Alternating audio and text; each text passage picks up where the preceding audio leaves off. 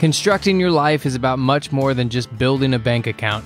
Each week, join real estate entrepreneur and mindset coach Austin Linney as he interviews guests who are constructing their dream lives and impacting the world around them on a daily basis. If you're an entrepreneur or wanting to start a business, or you just want to hear motivating stories of how others have overcome the odds, you are in the right place. And now for your host, Austin Linney. Guys, welcome back to Construct Your Life. This is Austin Linney here. I have the honor of having the Hensleys here. How you doing, guys? Good. Good. How are you? I'm doing good. Guys, we don't even know how many businesses they have. They don't even know how many businesses they have. That's the truth of the matter. But what I like to do, we know you're an investor. We know you're a builder. We know you're all those things. What I like to do with my guests is let them start the story where they want to, and then we'll kind of get into details as we go on. So I'll let y'all kind of tell everybody who you are, and then we go from there. Yes. Eric, I think you should lead the way on this one.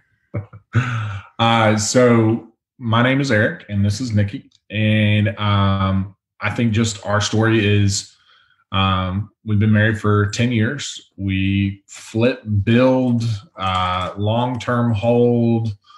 If there's something in real estate, we've probably did it, tried to do it, failed at it, did it well. We did anything and everything. Own some trailer parks even. So it is definitely something that we've been learning through for sure. And in all that, we have 3 kids. We're homeschooling this year and trying to work together and still like each other. I think that last part's the key. Do y'all mind turning your video on? I can't see y'all. If that's possible. Why there we go. So that was a lot there. You know, when y'all met before you had kids, did y'all have any real estate together? Or did you have any real estate? You didn't do it at all. So it was after.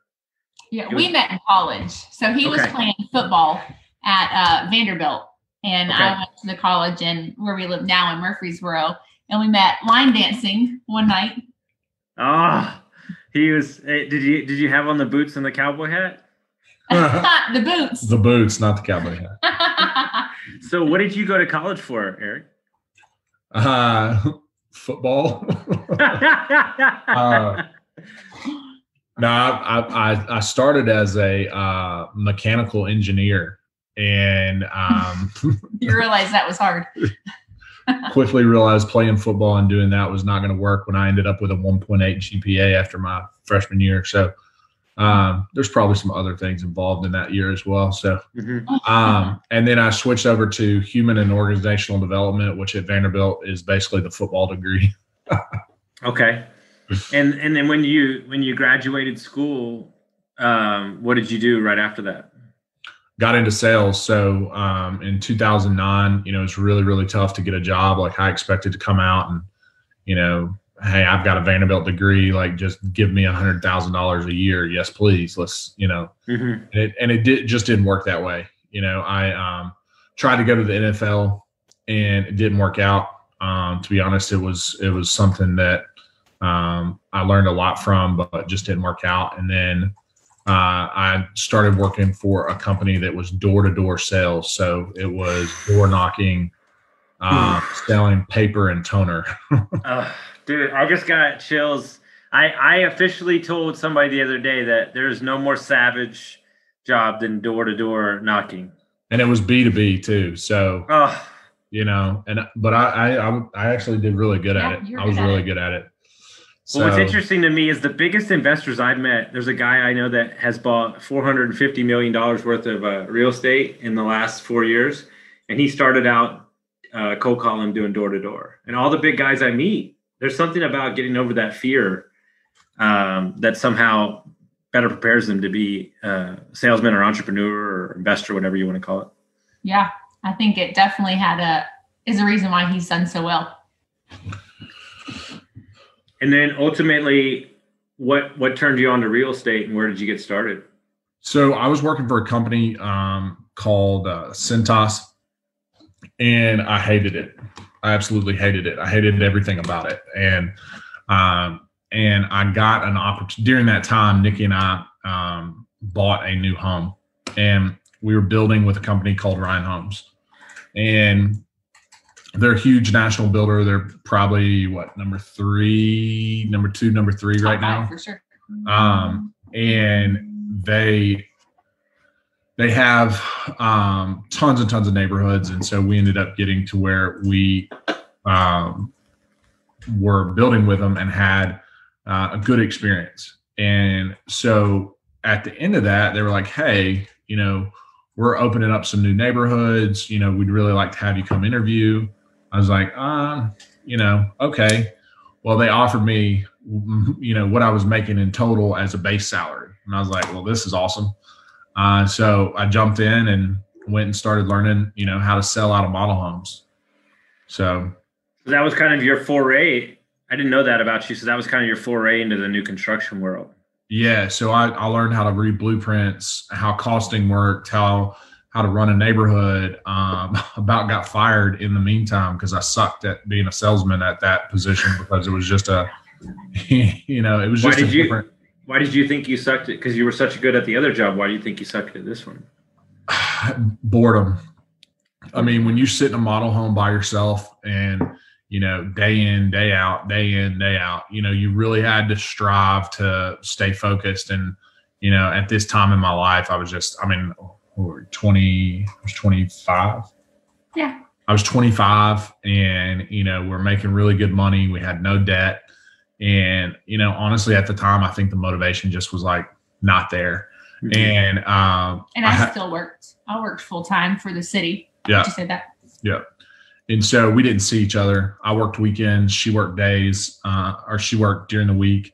And, our relationship wasn't great at the time, but, it didn't matter because we didn't see each other. Correct.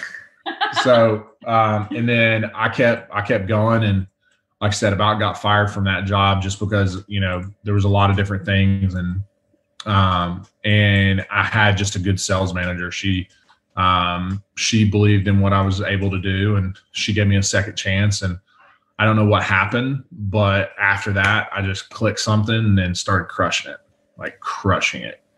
And, was one of the top sales reps right before I left. And, just from that opportunity, I came and was able to be a regular real estate agent. So I went on a team, and it was very short-lived team. I finally realized that I didn't like other people telling me what to do. And so I went into this team thinking that, hey, I'm gonna make all this money. I'm gonna do all this stuff. This is gonna be great. I'm just gonna get leads. They said, hey, you can have a neighborhood. We'll have this neighborhood ready for you.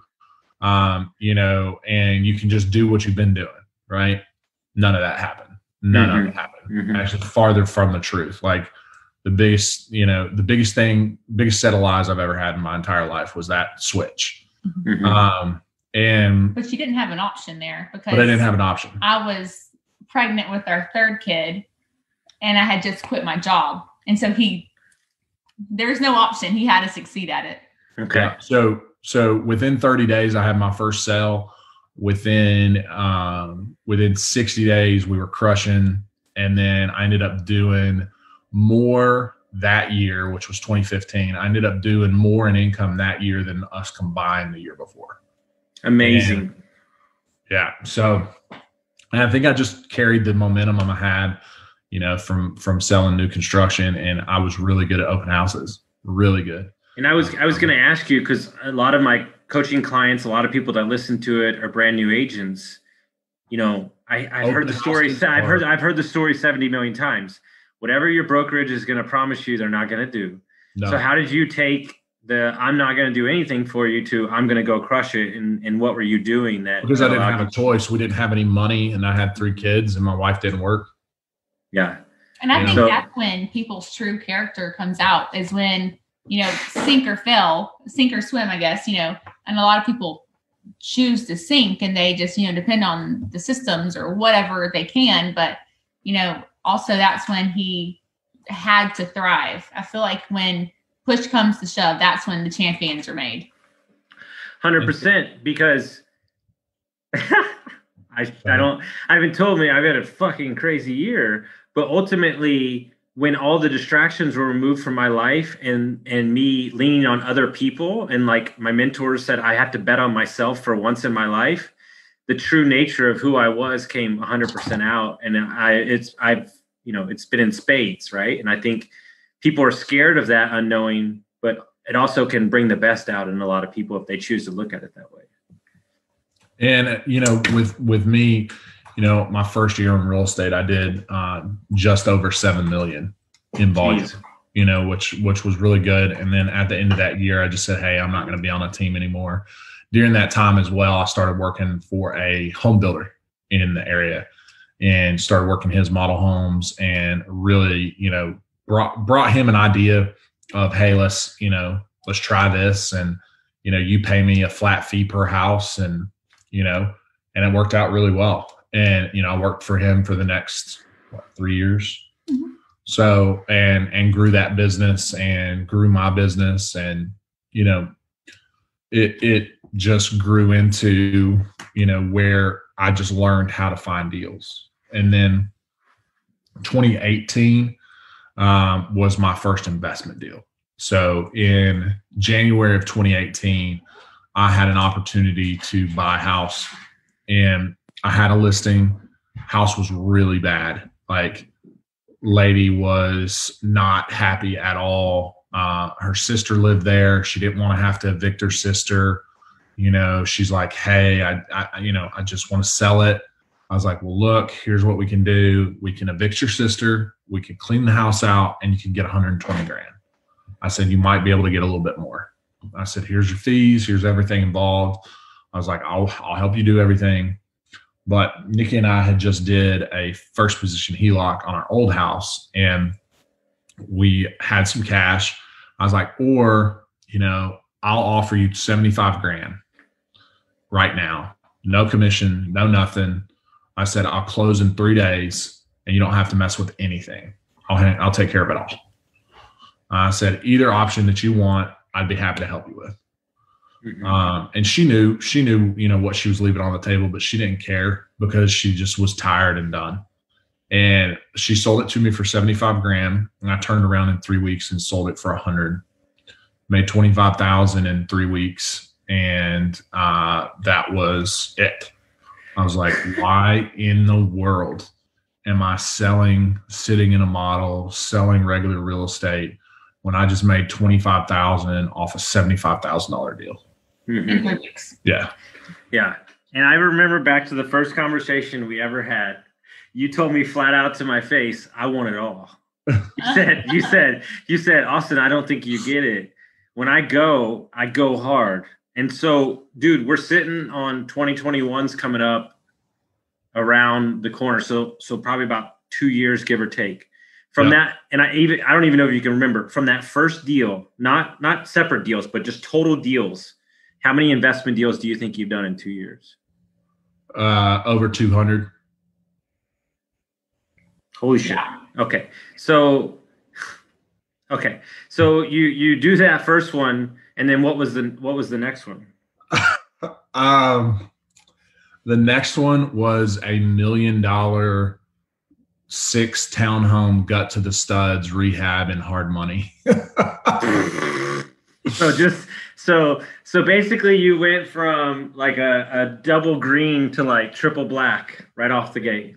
And then we also started wholesale marketing, diving into wholesaling. I partnered with a guy, he and I, and we just started calling. I hired 7 cold callers. I went to my first wholesaling event, learned really in depth about what wholesaling was. In the meantime, we're paying, I was paying $9,000 a month in interest on this $1 million deal that we were going through. Our relationship wasn't great at the time. I was drinking a lot, and just, it was my world, and I was just going as hard as I could, and family life wasn't that big a deal to me at the time, mm-hmm. And so it was all work. And that's all I did. And through that year, we had a rough year that year, really rough. And about in January through July.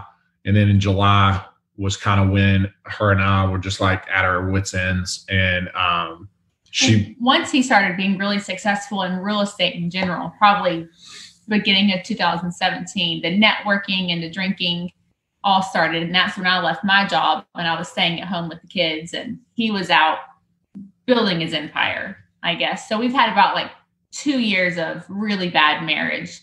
And then, I guess like July of 2018. Yeah.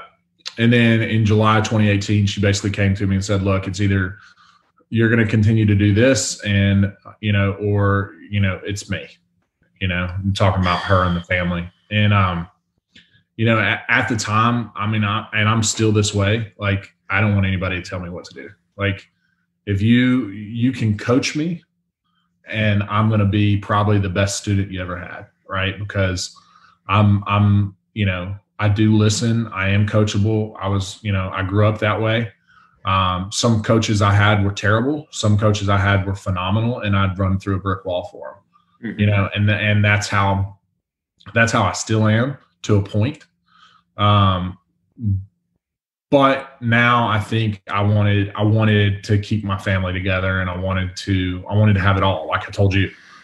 And so I quit drinking completely, like 100%, like cold turkey, just, which this is just something about me that I'm just have a will of whatever I want to do, I'm going to do.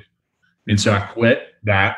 And, but speaking about our marriage during that time, when he stopped, like I thought, once he stops drinking, we'll be fine. It'll all work, because drinking's the issue. But drinking honestly made us have to deal with the issues. The drinking was the cover up, and then, so that was a very hard year for us. And I was very mean, not drinking, having to figure out how to deal with shit. And, and you just get to like, dude, that's all I did. College, party, right? Shit went well, you drink. Stuff goes bad, you drink.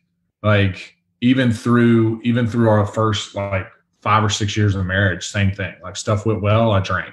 Stuff went bad, I drank. And so it was difficult. Well, during this time, I also was growing a huge, like wholesaling, investing, like, the biggest thing that I could possibly do. I was going after everything. Plus I had this in the center of it.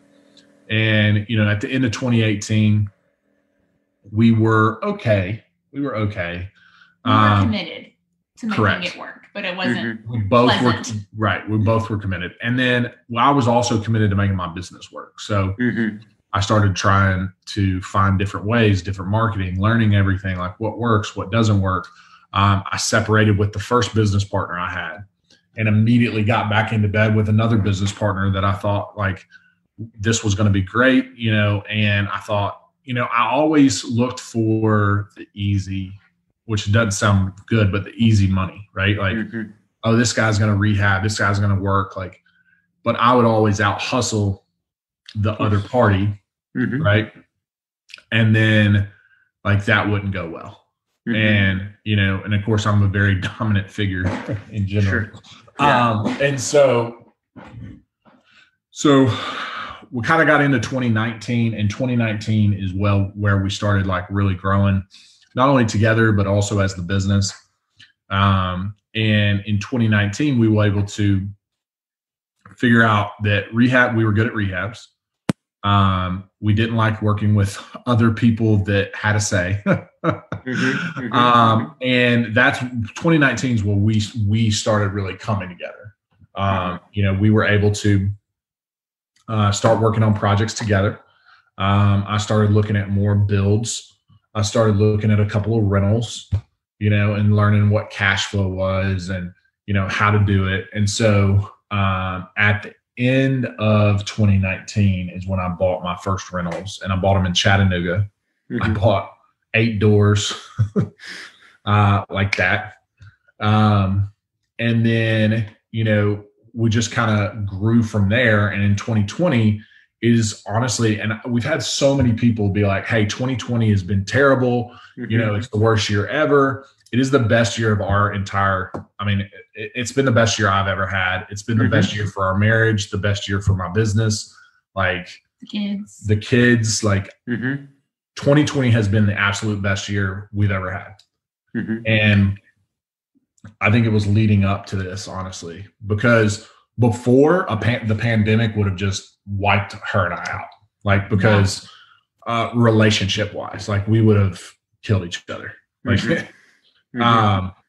and so, but because we had went through what we went through, not only were we growing together better, but we were also able to grow the business more because I was able to stay focused and grow and grow. So we went from doing, I think we did like 9, 10 actual rehabs. We did like 40 wholesale, bought and just sold them. Then we did like 15 wholesale. And then I did a build. And then of course we had like 40, just regular transactions in 2019 to 2020. I currently have 21, 17. I have 21 builds that I either own or going, and I have 17 active rehabs currently in the works. And we bought over 200 doors this year. And so I think just continuing to go down that path and us growing together. And then I started hiring people and started to really try and run a business. And I think once that mindset shift was made and we were starting to work together, I figure out that we work better together. The business goes better together, and we're able to just expand rapidly. Sorry, that's a lot. No. I'm just, there's 17 different ways I could go with that. But the way I want to go with it, more importantly, is, first of all, it's beautiful. Second of all, a lot of people, especially in the society that we live in today, just give up. It would have been so much easier to just give up, right? You go do your own thing. I have a nickname, I think, that sits the same with you. They call me the Rhino, because ultimately a lot of my early days was just brute force. Perfect example. This will sit well with you. 2 years ago, a conversation that changed my entire life randomly. I ran into a friend that I used to work with, and she said, Austin, there's no part about you that won't be successful. I know you'll be successful, but ultimately, when you get to the top of the mountain, how much destruction have you laid in your wake because you're a bloody knuckle climber? And when she said that, it shook me to my core, and I made a shirt that said it because I wanted to change it, because that's not the way that you get to the top. And so ultimately, was it your faith in each other or your faith in the family? Like, a lot of people just walk away because that's the easy thing. Like the real estate and stuff is great. Whatever. I don't give a shit. You're going to crush it. But ultimately, I care more about, the kids having their parents in a harmonious state, which predicates in the business and so many other things. Correct? Yeah. And I tried to. I tried to walk away. I tried multiple times, and call it God, call it force, call it whatever you want. I couldn't, and at the time, maybe it was the kids, because it definitely wasn't our relationship at the time. And, but like, she took me, she was here with me, and we went through some hard stuff. But now I look back and like, it's the best thing that ever happened. So I don't know. I think giving up is something that is just not in my bones. Yeah. Well, my friend said this quote to me, and it's very important, and it makes a lot of sense in my sobriety now. She said, when I got divorced and I needed to get divorced, she goes, I didn't love myself enough to get better, but I borrowed the love from my kids to get better till I believed in myself. And I think sometimes you have to hold on to something else greater than yourself to fill you up inside until you can love yourself enough to know that it's worth it. I think something else too that a lot of people don't realize is like you have to love your spouse more than you love your kids. You have to put them before them. Yeah. Like, you have to put your spouse before your work. You have to put your spouse before anything and everything except for God.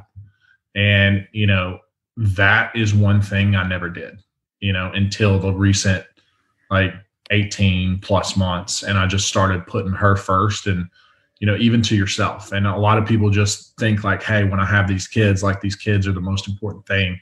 And they're not. Like, if you want to stay married, they're not. And like, that's not like, I love my children, but if you're going to have a relationship that lasts and have it stick, like, you got to put each other first. And that's something that we have focused on for 2020 is like, we're first. And I think that's been a huge tipping point with us, and we've both been here. Right. Like she committed to me that she was going to stop doing certain things, and I committed to her that I was going to start. Mine were a little bigger, with alcohol and stuff, but there were still both parts, and we both did it. I think something that's important. I heard my buddy say, he's a very high level coach. He says to his fiance, he says, I choose you every month.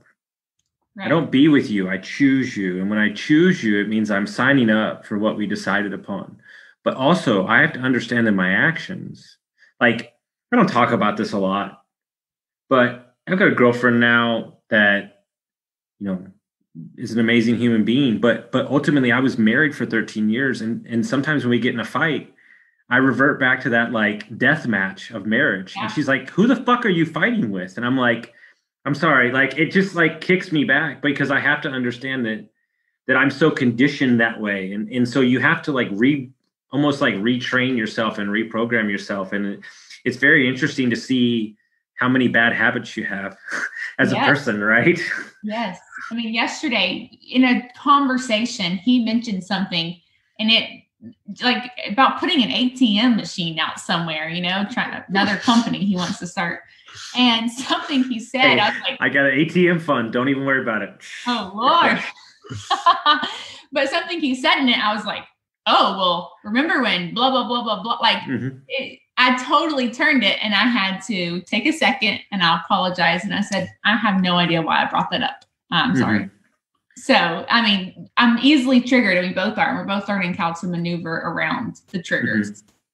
But I think in doing that, like, any idea I bring to her now, like, hey, I want to do, like, I've been looking into ATMs. Hey, I want to buy 10 ATMs and start this. Hey, I want to buy a 100-unit apartment complex.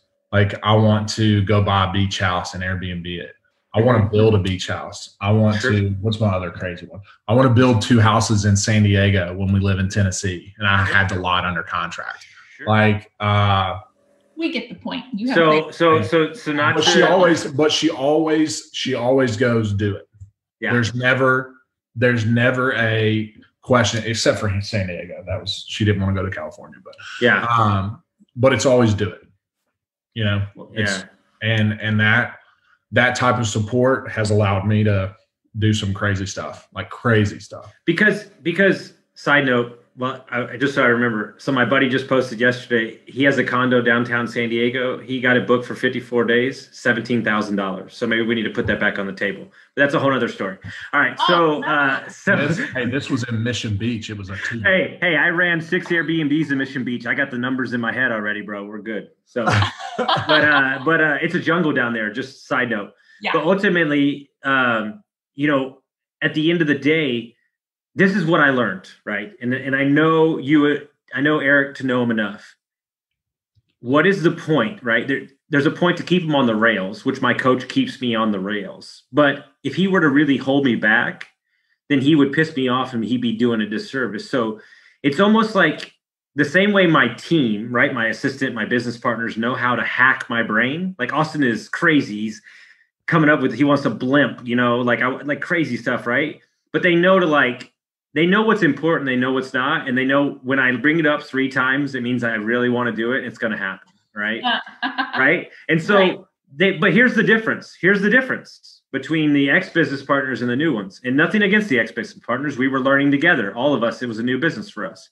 Mm-hmm. Instead of championing and supporting those ideas, they not put them down, but didn't understand the value in them. So it made me feel less warranted in who I was. And it made me not even want to, it tarnished my fire. Right. Yeah. And so by you supporting that And you're like, he'll figure out if that's a dumb idea or not later on. But ultimately, it allows him to be him, which makes him happy, which makes him a better husband. So it's this whole cycle of many different things. Yes. And I learned too, I'm a very faith-driven person, that I just pray about it and I say, God, if this is meant to be, work it out. And if not, shut it down. And half the time he shuts it down. Or So I want to ask you a question, because my favorite thing to do is to get inside people's just like psyche. I don't know if it's football. I don't know if it's the success that you've had in a short amount of time, but I look at you and every investor would be like, dude, I don't have no idea how you're doing these things. First of all, how do you have no limiting beliefs? Where is this constant, like, I'm just going to do it mentality come from that everybody would love to cultivate and few have? I didn't used to have it. I'll tell you that. If I would have had it in college, I would be probably 10 years in the NFL, and I think that, I don't know. I think that drive there to, how bad it was when I didn't make it to the league, turned around and allowed me to, start working towards certain things. And then honestly, when you make money, you want to make more, and at 24, I was making $100,000, and 25, I made 150, and 26, I made 200, and I never went down, never, no matter if I, and so I realized that, it doesn't matter.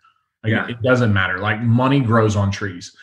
I have a mentor of mine who helps me in some stock market stuff. And he wrote a book about Jeremy Newsom, phenomenal guy, wrote a book called Money Grows on Trees. And it's just the mindset of changing what you think about, like money is everywhere. Money is everywhere.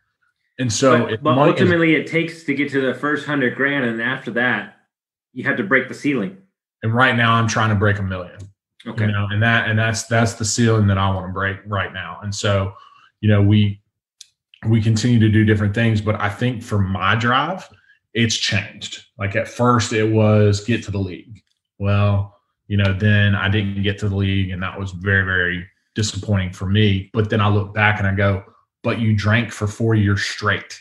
Like, literally, I would drink on Thursday nights until 3 or 4 in the morning before I played on Saturdays. Right. Like, it just wasn't, it wasn't good. And then I don't know, something in the middle of Ryan Holmes, that just clicked.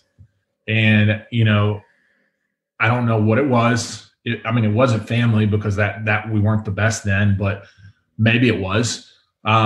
Something clicked and I just started going. And since then I've not stopped.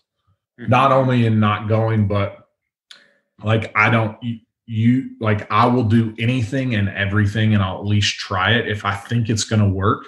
Yes. And I'm going to give it a good shot. Like, I tried to start a paint company this year, failed, didn't work. Yeah. But, I moved on to the next thing. Well, try this theory on for size. I was running, and by the way, I'm sorry to keep diving into this. I don't know why. I'm not doing this on purpose, so don't think I am. But I was running in La Jolla along the beach. I swear to God, I'm not doing this on purpose. I just happened to be there. Let's go. It's very beautiful. And I had this idea, right? Because I have friends that are 23, 25, 18 that own 180 units, 200 units. And they do wholesales. He just did a wholesale 350K. Wow. And then I talk to a lot of 50-year-olds or 40-year-olds that are trying to get in real estate from another W-2. And it's been 2 years since they learned about it, and they haven't done a deal.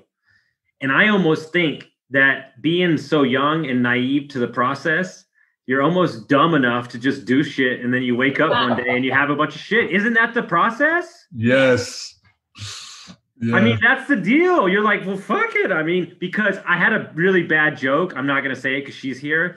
But long story short, Chris Rock says, men can't go back financially, and women can't go back, women can't go back financially. Men can't go back something else, but that's for another time.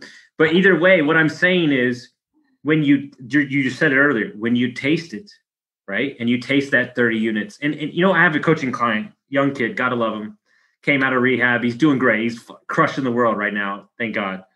But he told me, what's your goal, man? He's 23. He said, I'd like to have 2 single family residents by 30. I said, get the fuck out of here. I said, no chance. I said, you want it in 6 months? What are you even talking about? I was like, you can have 300 units by then. He was like, really? I'm like, yes, you have to change the way that you think about everything. But it's almost that naivete where they're just like, because think about it this way. I have not had formal training for my coaching. My life experiences of a, meth addict and homeless and an alcoholic is my training, right? And a bartender for 20 years. But I almost don't want to get too polished because I'm so street that you can't see where I'm coming from. Like I had one of my coaching clients put a quarter in his right pocket for 7 days last week. Wow. And everybody's so he thinks about the quarter in his pocket and gets out of the fuck out of his head. Because dude, it's us holding us back. And you think that there's ceilings in your life. And what I know about y'all's trajectory, there are no ceilings. No, there's nothing. And I think the only thing that limits me is me. Yes. Yeah. Yes. And having, and having control. Like when I, you seek control of everything. And when you realize that you don't control anything, yeah, that's where you can change a lot. And I think this year has been a big year for that. When you realize like you don't control anything. Like if the government wants to shut every business down, they can. If they want to tell you to stay home, they can. If they want to, and you don't control any of it, but you just continue to control how you're reacting to it. And I think that was a big thing for us this year. Yeah, I just said it yesterday on a buddy's podcast. You don't control your life, but you control your actions. Yeah. Mm-hmm. And what you do every day and how you react to it is what you get out of it. And here's the deal. I know this about you, that you're going to make 2021 your bitch. And here's how I believe. 2020 version of Eric Hensley cannot walk through the fucking door of 2021 Eric Hensley, because that guy's going to be leveled up that much better, and you've got to say no to that guy. And I need more tattoos, so you need more tattoos, so you got to go make more real estate. You know what I'm saying? Yeah. So ultimately, if you were, because you've done so many things, wholesaling, flipping, hoteling, new construction, you know how I feel about new construction. We talk about it when we talk. If you were to give advice to a young investor or a young agent, where would you start these days? Looking over the next 20 years, where do you see the avenues that could make the difference? I would start as wholesaling. Okay. Yeah, I would actually, if I was going to tell somebody, hey, what is the quickest way to make money, and what is the quickest way to do it without money, right? And that is wholesaling. I mean, that's wholesaling. I would say number 2 is become an agent for a little while, wholesale, become an agent. You can do both, and work that and stack cash, and don't go buy a single family home as a rental. That's my number one thing. Don't go buy a house, like rent, and I know that's not popular belief to a lot of agents and stuff, but like stack cash, put it in the market, make 10 to 20% in the stock market, stack cash, and then go buy an apartment complex, and then go buy another one, and then go buy another one. And you use your active income to create your passive lifestyle. And once your passive replaces your active, then you can do whatever you want. Yeah. It's odd, man. We had a mastermind event with Bruce Peterson, Diego, my buddy who's done 60 transactions this year, wholesalers that are doing 7 a month. I looked at my assistant. He's new to real estate. And I said, what's your takeaway from that 4 hours of amazing content? And he goes, it's really simple. You have an avenue that makes you a ton of money. You live on less, and you put it in a long-term asset. I go, boom, you just summed up what everybody's trying to read some damn book about. It's not really that hard. What has everybody always told me? Like, it's very simple, but it's not easy. Yep. Right. Like everything that I do is pretty simple. Mm-hmm. I mean, when you boil it down to it, like I call people, I ask them if they want to sell their property, and then I buy it. Mm-hmm. And that's what it is. Even the $9 million apartment complex, like same thing. Yeah, you know? Dude. But it's just the different avenues. Dude, we put an offer today on a $10 million piece of property, right? And 124 unit, and everybody's like, none of y'all have been there. I'm like, who cares? Like, my buddy lives around the corner. I've been to the neighborhood like 13 times. What do you want to know about it? Like, and he was like, but you haven't seen it. I go, who cares? Do you know how? I bought an apartment complex this year, sight unseen, no due diligence, closed in 2 weeks. No, you didn't. Why did you do it? And the trailer park. Yeah. I bought a trailer park the same way. Why did you do it? Because the deal was so good? The deal was so good. It didn't matter. It didn't matter. Mm-mm. Because basically what you're describing is you're a solution-based person. That's a good point. Yeah. Yeah, because ultimately what we don't understand, I'm not trying to get metaphysical on you, but what we don't understand is problems show up in your life to ask you how bad you want it. And people say that that's a crime, but that's actually making you level up. As my mentor says, he lives his entire day trying to make his ceiling his new floor. Yeah. So in the stock market, there's something called resistance. Mm-hmm. Golly, I can't even think of it. But it's basically like you're talking about. So there's a resistance the stock goes to, and then there's a bottom the stock goes to. Mm-hmm. But the resistance ends up being the new bottom on every stock. Mm-hmm. And that's how you treat life. Mm-hmm. Just breaking through every time, and that's your new bottom. And I feel like that's definitely what we're trying to do. But I think now too, like I bought a trailer park, sight unseen, never been to it, didn't walk it, nothing. Found out after I closed, it's in a floodplain, Mm-hmm. And the trailers have to go up a certain height to be in it. And, and I'm going to figure that out. And a lot of times I like to play, like, what's worst case scenario? Worst case scenario is we can't put any more trailers on it and we have to turn it into tiny homes. Like, how cool would that be? Like, worst case scenario is never that bad. And here's the greatest thing. I just bought, you know what? Maybe I took a page out of Mr. Eric's book. No BS. I'm looking for RVs on Facebook Market. This happened literally like an hour ago. I'm not joking. I found this guy. I was like, that's a nice piece of property. So we get to talking. And he's like, hey, I got a couple pieces of land for sale, owner finance. What you thinking? I was like, show me something. So I found it, 1/2 acre in the Colorado mountains. I bought it. I don't know what I've never been there. I don't give a shit. Dude, are you ready for this? $400 down, $100 a month for 3 years, paid off. Wait for it. Are you ready?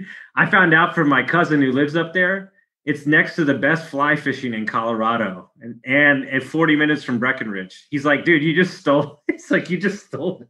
I'm like, they're like, what are you going to do with it? I'm like, I don't know. We'll figure it out. But then I went to Home Depot and found these like these 14,000 prefab homes. I'm like, put 2 of those on, throw some solar panels up and Airbnb it. Like, yeah, the bold make the money. The bold make the money. And if you wait on a deal, I will buy it before you. And that's just how. You know what I like about you though, and I'd like her to speak on this because you have a lot of accomplishments. You have done a ton in the last year and a half, but you're not out flashing it out. You're not puffing your chest out on Instagram. Like, trying to. What's that? I said I've tried to, but it just doesn't work. It doesn't work for you.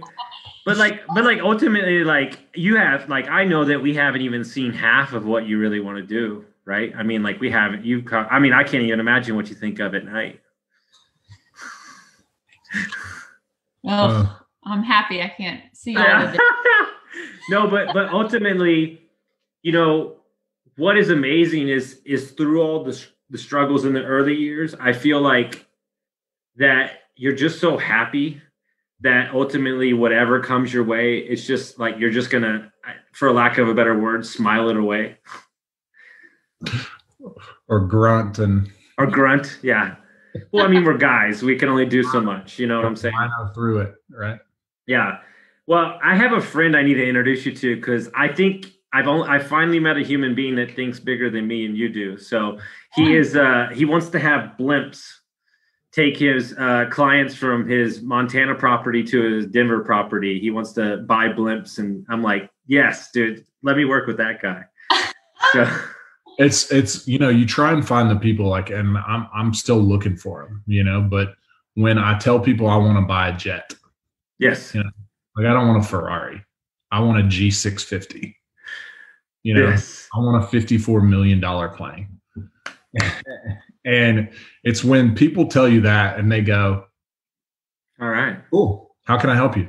Mm-hmm. Let's do this. How can we do this together? You know, right? What's interesting? You know what's interesting is that I think you set markers in your life, just like you have done, where people don't question it anymore.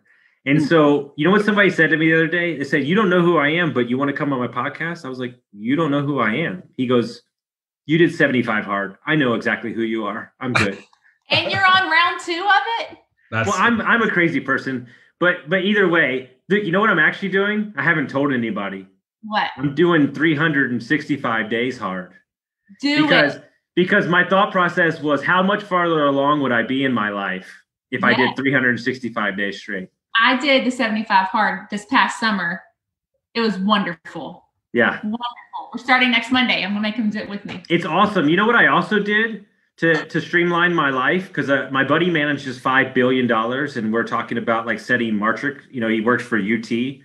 They run $50 billion or something. I've scheduled out every book I'm going to read for the year, so I don't have to think about it.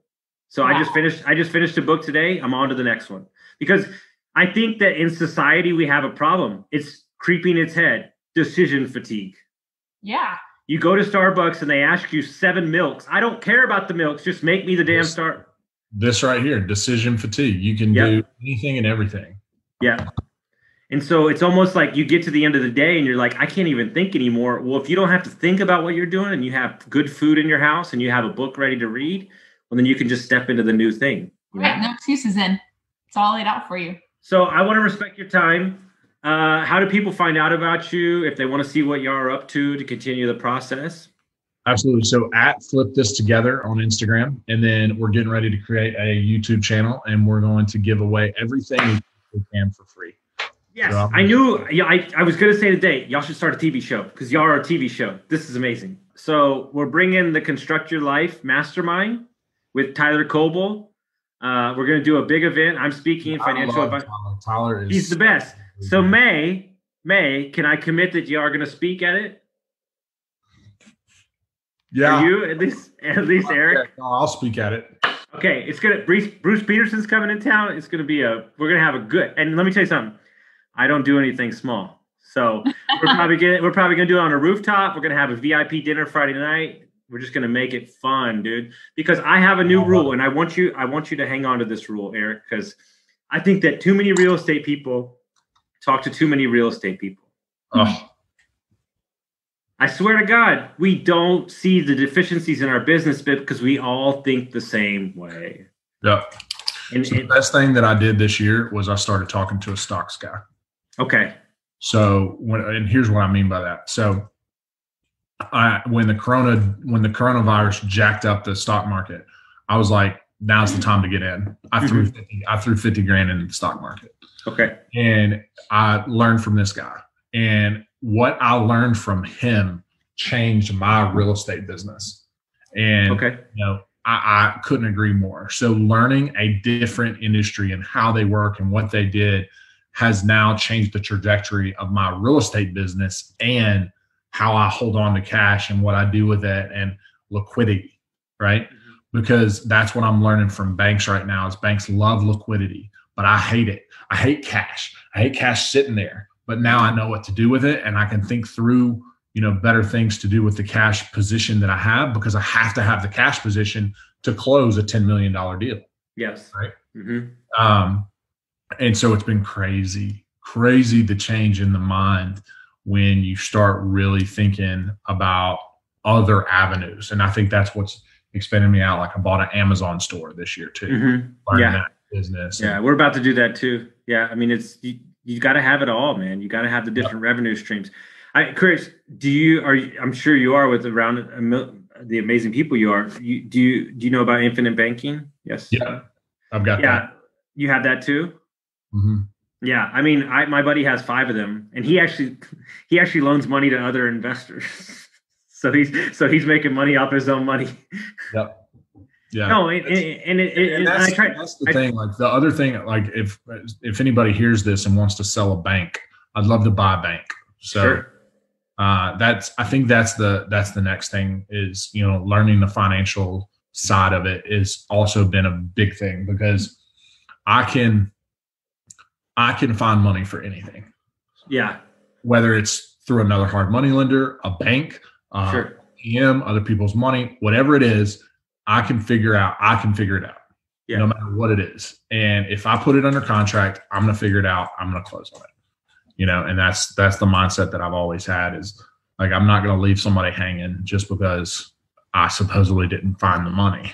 I'm going to find it, Well, it's funny. I get joys out of different things. Like, I just came up with an idea while you were saying that right now, because I've been doing it kind of religiously anyway. Like, I'm going to see my best friends on Wednesday. We're playing golf.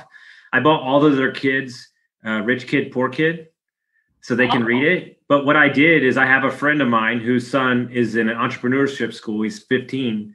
And I just told him, I got on a Zoom call with him and told him I was going to invest in his business he was creating. And so I'm going to create a fund to invest in kids' businesses, because I can't stand that financial literacy is not taught in America. And I think it's ruining the way that people view money, because it's really just a vehicle, but we've created these emotions around it that matters or something. We're thinking that a kid needs to be in school for 8 hours a day. Like we are very, very different on the school side. But yeah, that's a whole nother podcast because we don't even get that kicked up. Well, guys, I want to thank you so much. I can't wait to see you in May. It's gonna be a good time. I'm gonna think of something to keep this guy occupied without his phone for like 45 minutes. Maybe we'll shoot some clay. Maybe we'll do something fun. And all day. What's that? I would do that all day. Okay, but here's a better clue, buddy. Guess what I did for 20 years? Oh, you don't drink anymore. Shit, it'll be for the other people. But I was gonna say, because I used to work at Husk in Nashville, so I know everybody in Nashville. I used to live in Nashville, so. Really? Yeah, I did. I worked at Husk, and then I almost took a job at Pinewood Social Club. So we lived there briefly for like a year. So, all right, guys. Have a great day. You got it, my man. Thank you all so much. Bye. You got it.